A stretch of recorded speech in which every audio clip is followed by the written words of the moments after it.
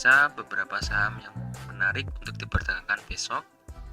Nanti yang pertama akan ada INBC, Pegas, BJBR, BJTM, Bank, BBNI, dan BRIS.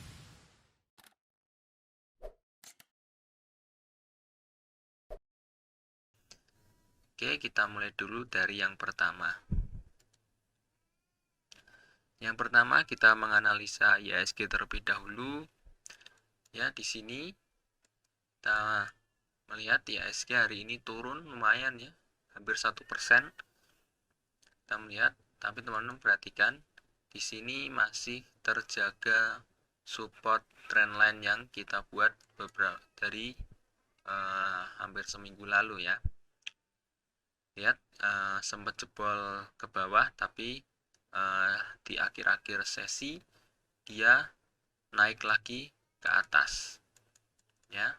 Candlenya diperhatikan, dia sempat sampai lowestnya ini 6034, lalu dia naik lagi sampai closing di 6058 ya. Jadi walaupun hari ini turun tapi masih dalam channel yang kita buat ya, masih dalam trading plan kita.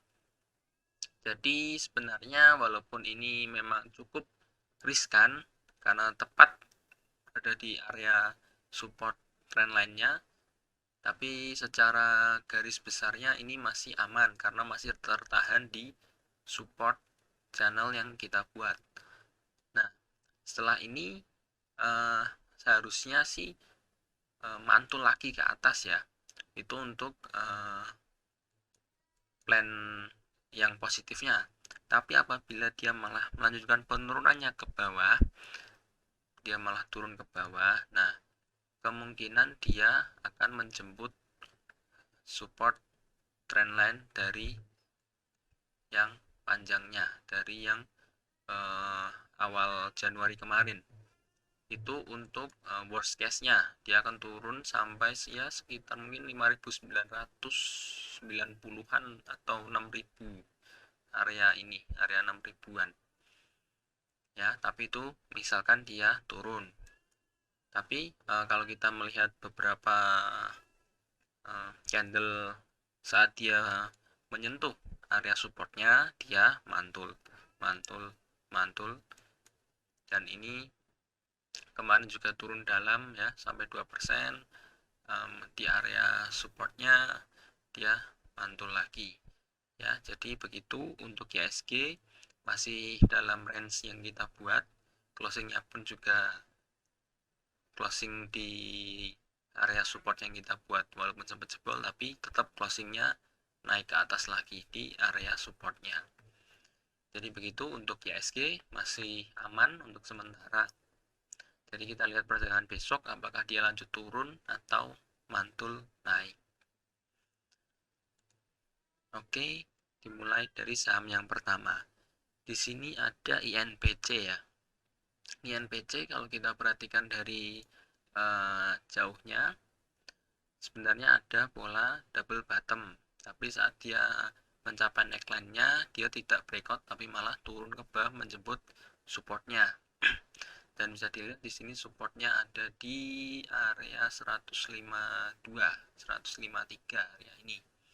Nah, saat ini dia sedang berada di area 164. Jadi masih ada di area konsolidasinya. Ya, di area ini.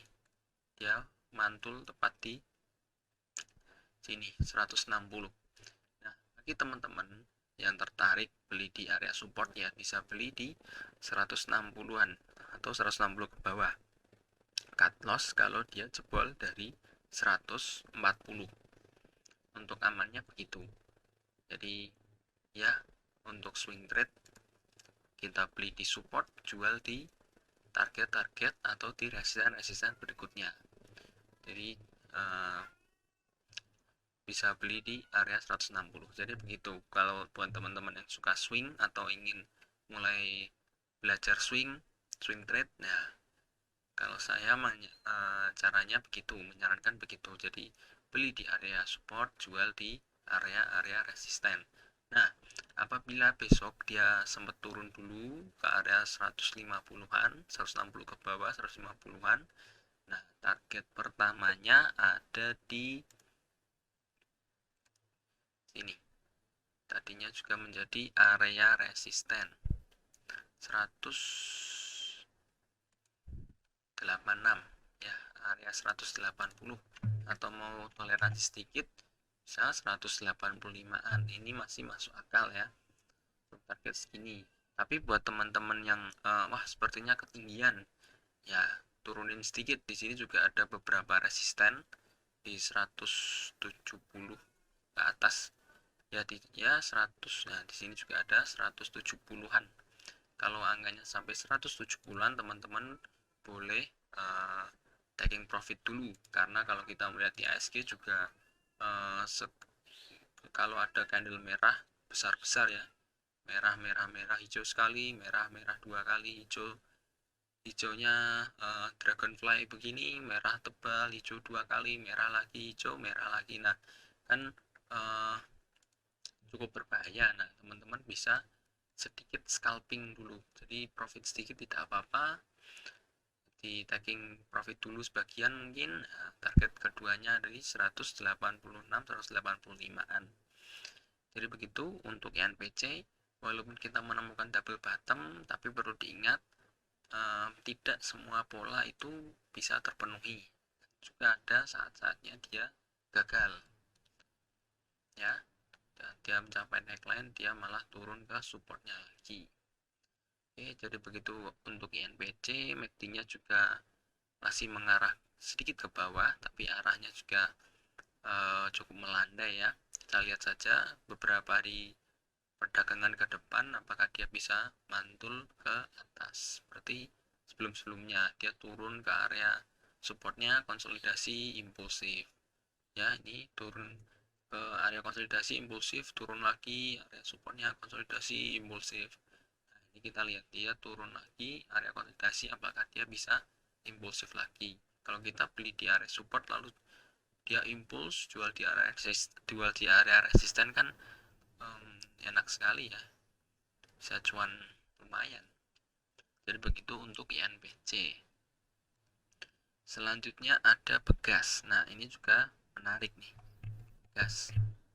Kalau kita melihat cukup lumayan ke belakang, di sini ada channel downtrendnya.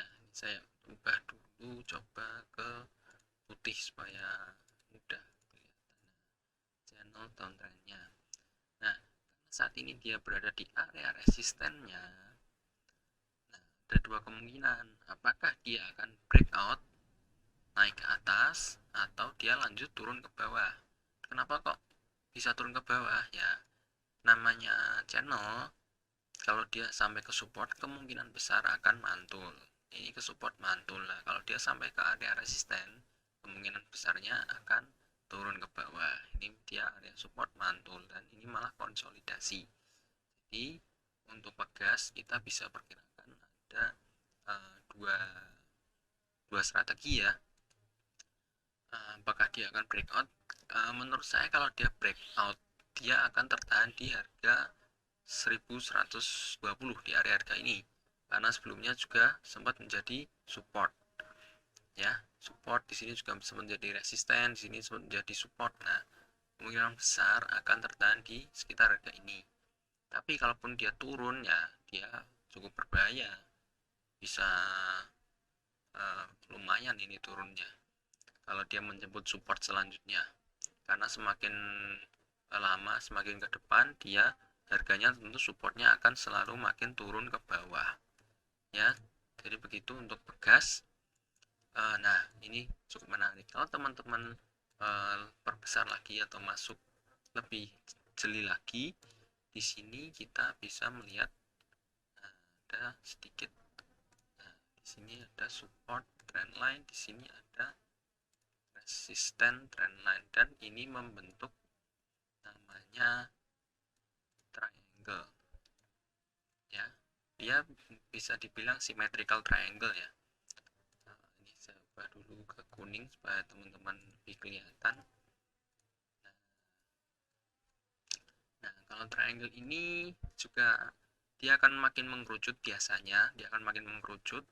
Dan di sini juga menarik ya, saat ini harganya terkena support trendnya, jadi lebih akan mendukung dia akan mantul di harga ini. Ya, kalau kita melihat tadi kan ada skenario sedang channel downtrend. Nah, channel downtrend kita lihat, oh ada dua kemungkinan, naik, retest, lalu impulsif, atau langsung turun ke bawah.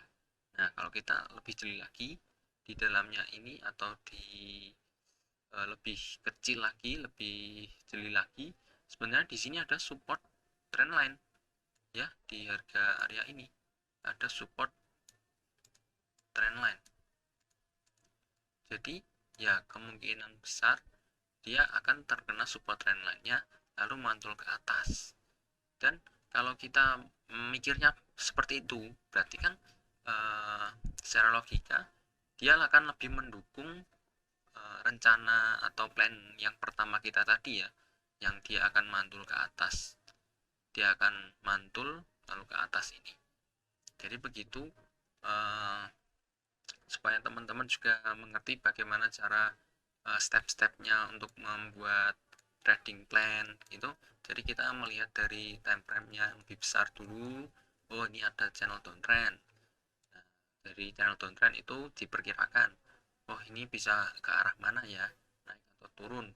Nah, setelah itu kita melihat lebih jeli lagi ada atau tidak pola-pola yang bisa diperhatikan. Oh, di sini ternyata ada pola triangle. Nah, kita perhatikan, oh sekarang harganya ini sedang ada di support atau resisten. Oh, sekarang sedang mendekati support. Nah, jadi kemungkinan besar dia akan mantul ke atas. Tapi perlu diingat, tidak semua trading plan itu 100% terjadi.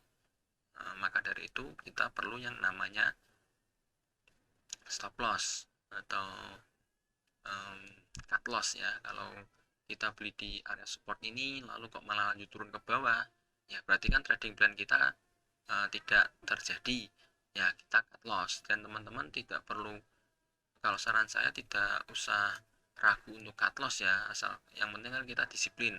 Kita buat trading plan seperti ini ya, kita harus stick to the plan, disiplin terhadap trading plan yang sudah kita buat sendiri. Jadi seperti itu. Jadi walaupun ini misalkan kita beli di area support di sekitar harga 1000, nah apalagi ini harga 1000 ya, angka bulat mendukung sekali untuk terjadi rebound. Nah, tapi misalkan kita dapat harga 1000 pun lalu harganya turun ke bawah, misalkan ARB misal sampai 900 sekian. Nah, kita kan tadi merencanakan kalau tembus dari 1000 kita cut loss. Ya, kita disiplin saja, cut loss ya cut loss. Walaupun nantinya dia sampai harga 900 lalu langsung mantul ke atas, ya mungkin akan kecewa. Tapi setidaknya kita ada hal yang kita pelajari, yaitu disiplin terhadap rencana yang kita buat. Jadi begitu untuk saran saya, teman-teman bisa beli di area support ini yang ya ada di area 1000 juga. Ini sangat mendukung untuk terjadinya dia breakout dari channel downtrendnya ya. Kalau dia tembus dari 1000, ya saran saya lebih baik cut loss dulu, karena dia kemungkinan besar akan menyusul ke bawah, ke supportnya yang bawah. Tapi kalau teman-teman yang wah ini yakin saya bisa ini, ya support terakhirnya ada di 960. Bagi teman-teman yang berani ya, maksudnya cukup berani, support terakhirnya ada di sini. Jebol ini saran saya benar-benar cut loss. Tapi kalau teman-teman yang lebih ke moderat atau lebih ke lebih amannya, ya saran saya di 1000. Jadi begitu untuk pegas. Kalau misalkan dia benar-benar naik, ya taking profit dulu di resisten triangle-nya terlebih dahulu. Kalau dia masih impulsif ke atas, ya taking profitnya di 1120 ini. Jadi taking profit pertama ada di resisten ini.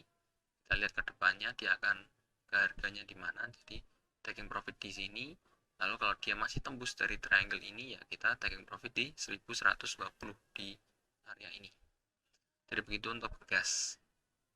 MACD-nya dia masih mengarah ke atas, walaupun uh, dalam jangka pendeknya dia sedang menyusul yang warna oranye ini, tapi kita perlu lihat di sini juga ada support kuat, jadi bisa juga ini akan mantul lagi ke atas seperti sebelumnya ya. Ini juga dia mengarah ke bawah lalu mantul. Jadi begitu untuk pegas. Lalu yang ketiga ada BJPR.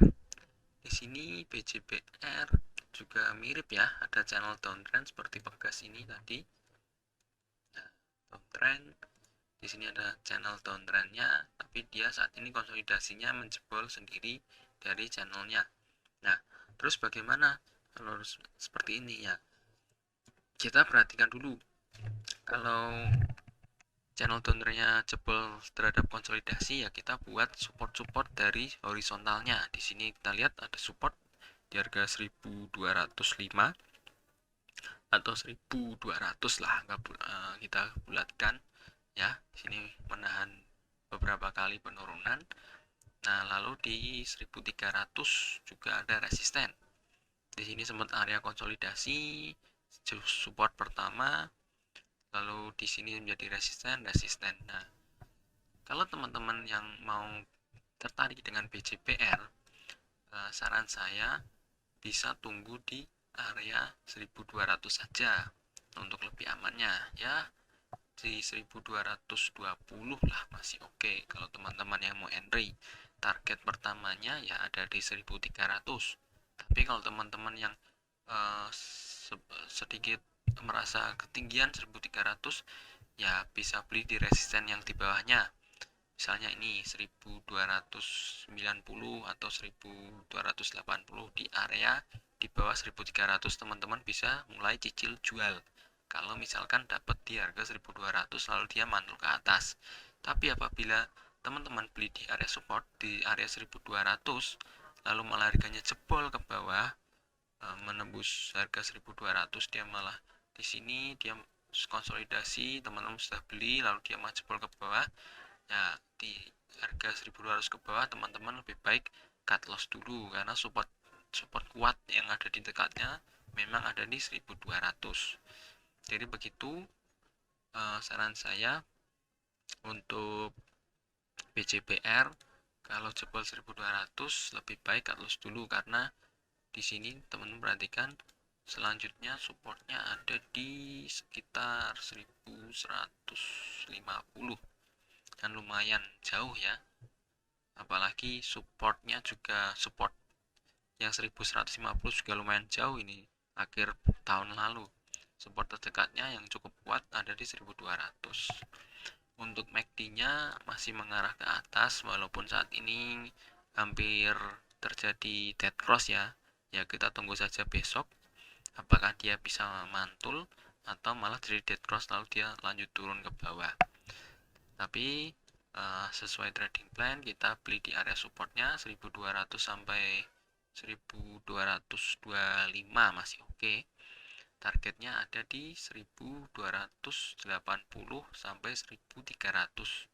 Kalau dia masih impulsif lagi, target selanjutnya bisa TP lagi di 1355. Jadi begitu untuk BJPR. Nantinya di atasnya sini juga ada resisten, area resisten yang cukup kuat. Tapi kita target-target yang dekat dulu saja, karena ini juga masih dalam fase konsolidasi. Jadi begitu untuk BJPR. Selanjutnya ada BJTM. Di sini BJTM kalau kita perhatikan ada resisten trendline ya, cukup lumayan kuat menahan kenaikan. Ini ya analisa di masa lalu bisa diabaikan saja. Jadi kalau kita perhatikan di sini sempat terjadi gap, dia turun dari harga 800 langsung ke opennya harga 760. Bayangkan gapnya, walaupun berusaha ditutup dia sempat naik sampai highest-nya 785, tapi tetap ada gap. Nah, memang gap ini tidak selamanya harus ditutup, tapi ini juga bisa menjadi target ya. Di sini dia saat itu awal Juni juga berusaha menutup gapnya, tapi ada aksi taking profit lalu dia turun lagi. Nah, kita perhatikan kalau BCTM ini dapat tembus dari resisten trend lainnya, maka targetnya ada di gapnya ini. Targetnya kalau dia bisa menutup gapnya, tapi apabila dia malah turun ke bawah melewati ya harga ini 690 atau 700-an, ini menjadi support kuatnya ya. Konsolidasi cukup lama di area 685 sampai 700-an. Ini menjadi support yang cukup kuat. Apabila tembus ke bawah melewati 685 atau 680, lebih baik teman-teman cut loss dulu saja karena ini cukup berbahaya. Tadinya dia enak, sedang ada di atas lalu dia membuat support barunya. Kalau dia jebol dari support yang kuatnya sendiri, ya lebih baik cut loss dulu saja. Untuk MACD-nya ya, ini dia sedang terjadi dead cross atau sedang mengarah ke bawah, jadi cukup berbahaya.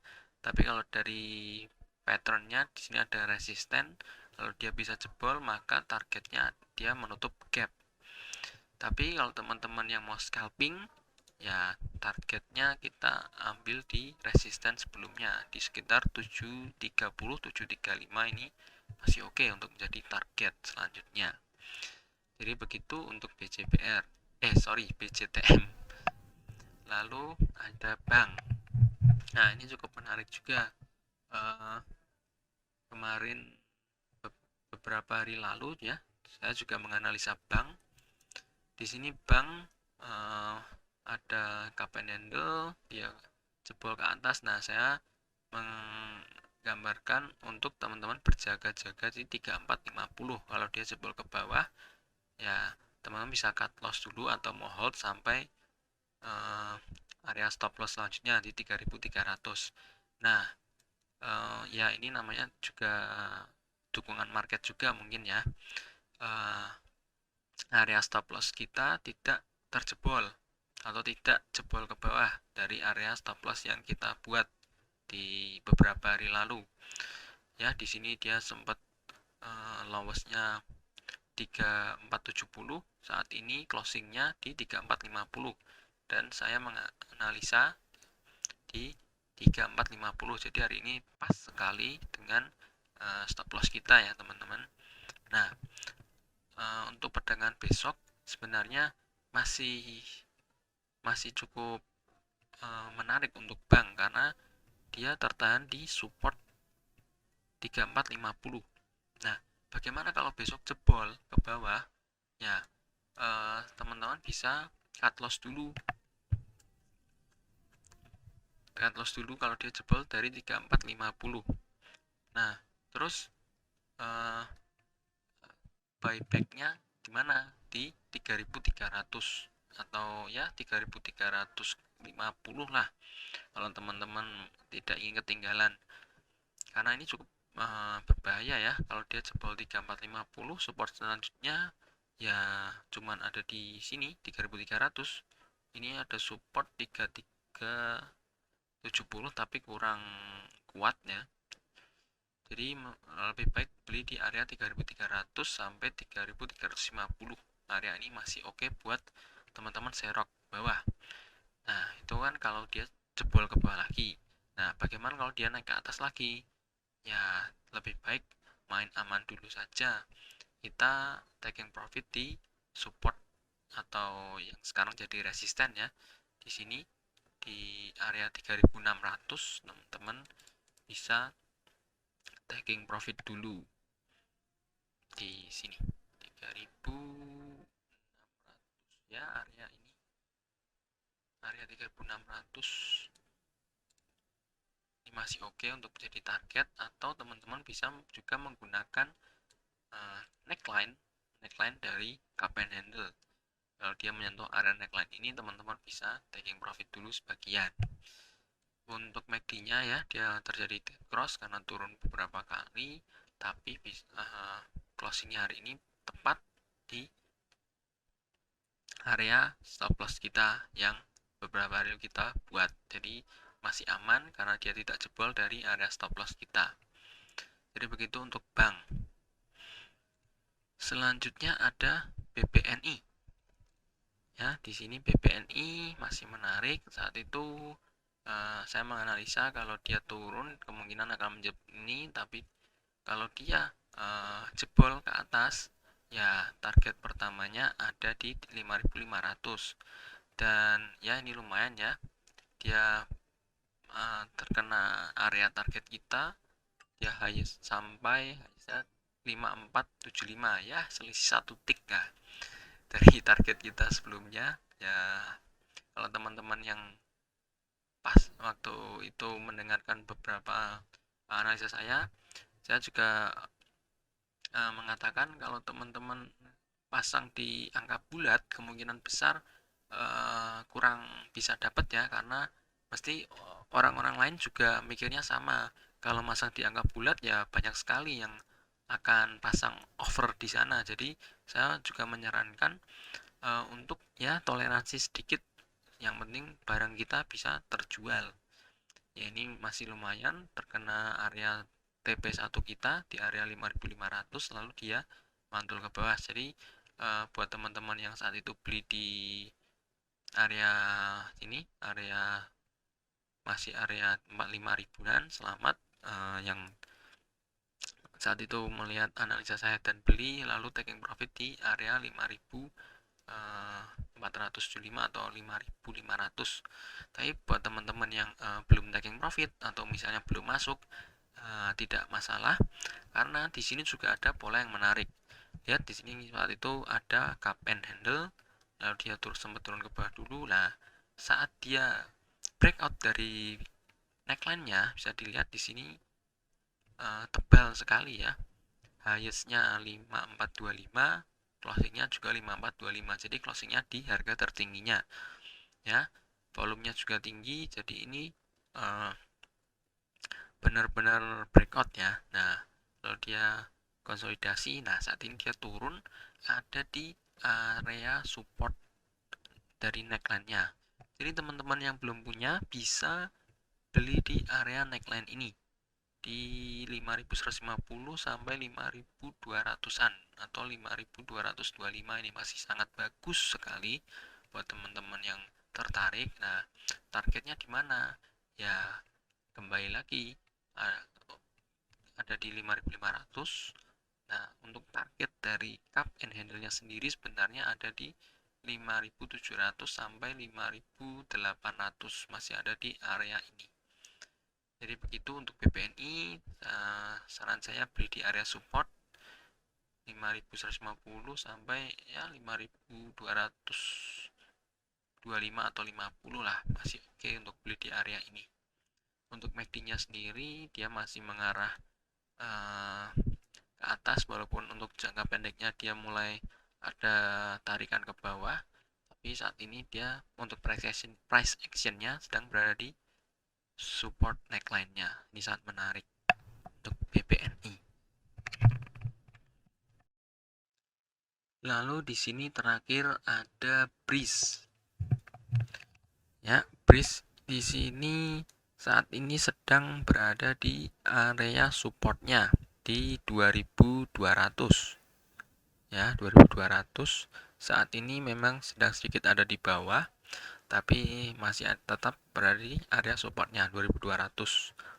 Di sini perhatikan menjadi support.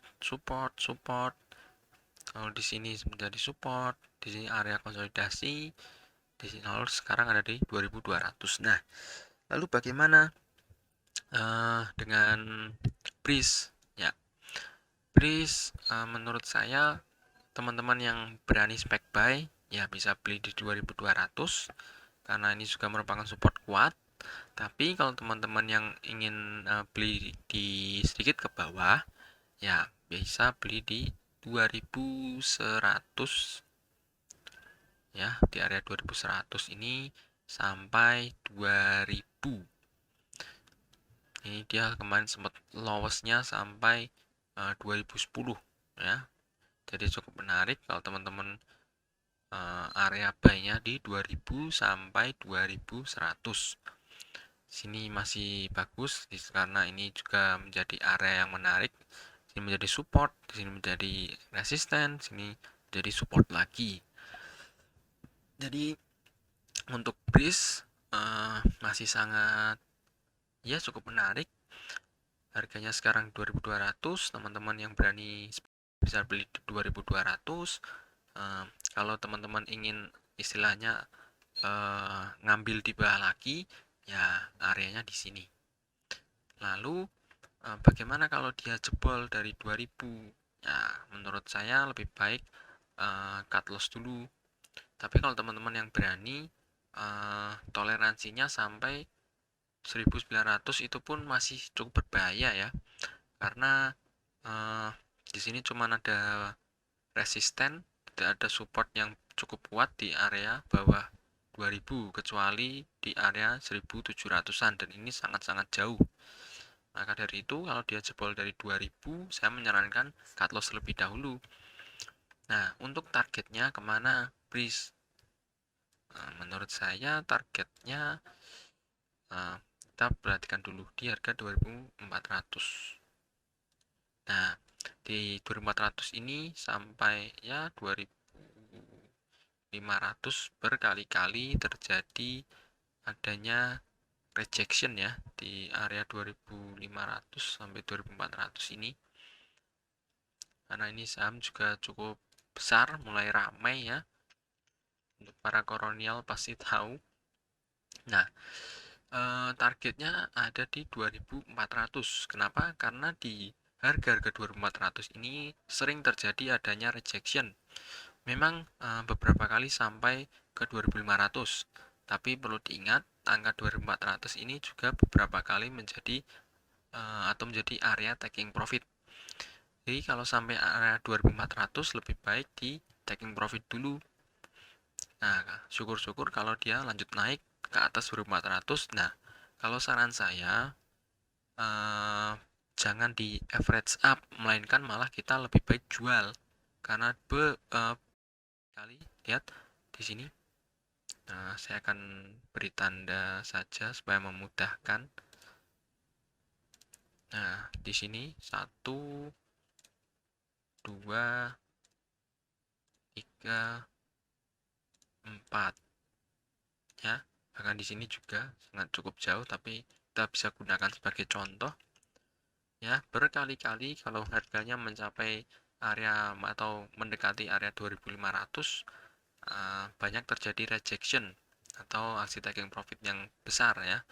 Maka dari itu harga 2400 lebih baik taking profit dulu. Kalau naik ya syukur-syukur naik, lalu malah kita bisa taking profit lagi. Tapi kalau kita melihat jangka panjangnya ya sebenarnya masih bagus ya, apalagi ini saham juga banyak katalis positifnya. Jadi buat teman-teman yang tertarik bisa beli di area ini, area sekarang, atau mau tunggu di area 2100 sampai 2000. Targetnya ada di 2400 atau naik sedikit masih oke. Untuk MACD-nya masih ada di bawah, tapi dia mulai melandai. Nah, kita lihat nantinya untuk price action-nya, kalau dia bisa menjemput resisten 2400 ya kemungkinan besar juga akan mendukung terjadinya golden cross. Jadi begitu untuk analisa besok tanggal 27 Agustus. Semoga analisa saya bermanfaat. Semoga juga tidak hanya menjadi referensi, menjadi referensi teman-teman buat analisa teman-teman. Semoga tetapi juga bisa menjadi edukasi, sebagai edukasi supaya teman-teman juga mengerti, oh kenapa ini bisa disebut support, di mana saja supportnya ya, kenapa ini bisa disebut resisten, kenapa harus taking profit di harga ini. Nah, semoga teman-teman juga teredukasi dengan adanya video ini. Nah, jadi begitu. Terima kasih sudah menonton sampai akhir. Semoga video ini bermanfaat. Dan kalau teman-teman suka, silahkan tinggalkan like. Kalau tidak suka, ya silahkan tinggalkan dislike. Kalau ada teman-teman ada saran, misalkan apa yang perlu saya benahi, silahkan komen saja di kolom komentar di bawah. Lalu, supaya teman-teman tidak ketinggalan update saya yang saya usahakan setiap hari untuk selalu update di hari-hari market open, ya bisa klik tombol subscribe. Jadi begitu, saya ucapkan terima kasih.